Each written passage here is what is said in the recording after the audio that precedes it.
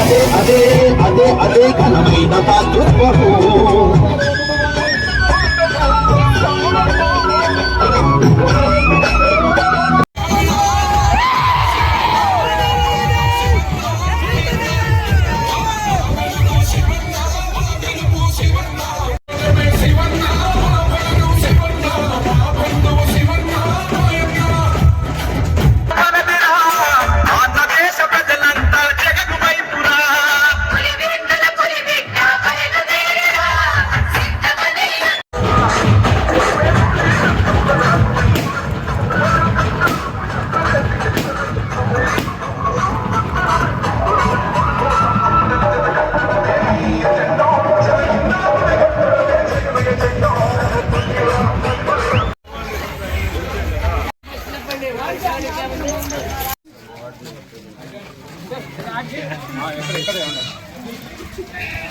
ఈ నియోజకవర్గాన్ని పోటీ చేసే భాగ్యం కల్పించిన అందరికీ, ఈ రోజు ఈ కార్యక్రమం వచ్చేసిన కార్యకర్తలందరికీ, ప్రజలందరికీ మరీ నమస్కారాలు.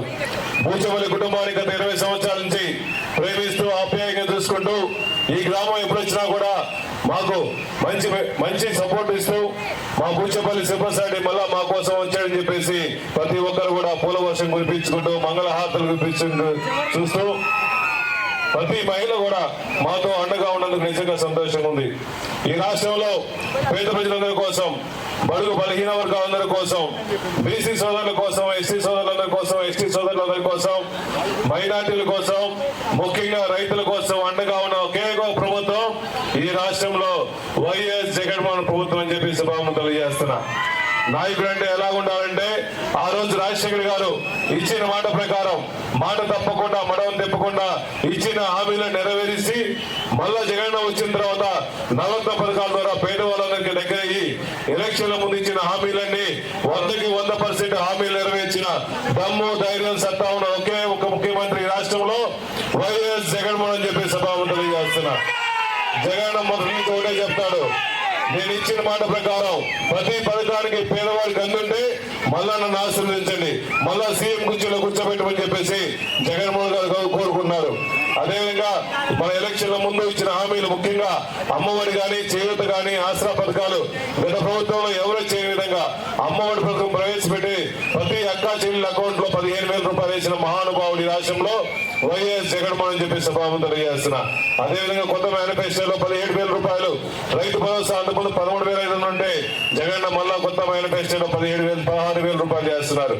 ఈ పథకాలన్నీ పేదవాళ్ళ కోసం, బడుగు వర్గాలందరి కోసం, ఎస్సీల కోసం, బీసీల కోసం, రైతుల కోసం ఉపయోగపడే పథకాలు. మీరెవరు గమనించండి, గత ప్రభుత్వంలో చంద్రబాబు నాయుడు పరిపాలనలో 2014లో ఎన్నో హామీలు ఇచ్చారు, 600 పైన హామీలు ఇచ్చాడు. ఆ హామీలు ఒక్కరు కూడా నెరవేర్చాల. మళ్ళా ఎలక్షన్ వచ్చని చెప్పేసి ఎన్నో కలబోలు మాటలు చెప్పేసి ఎన్నో హామీలు ఇస్తున్నారు. కానీ చంద్రబాబు నాయుడు నమ్మే పరిస్థితి లేదు.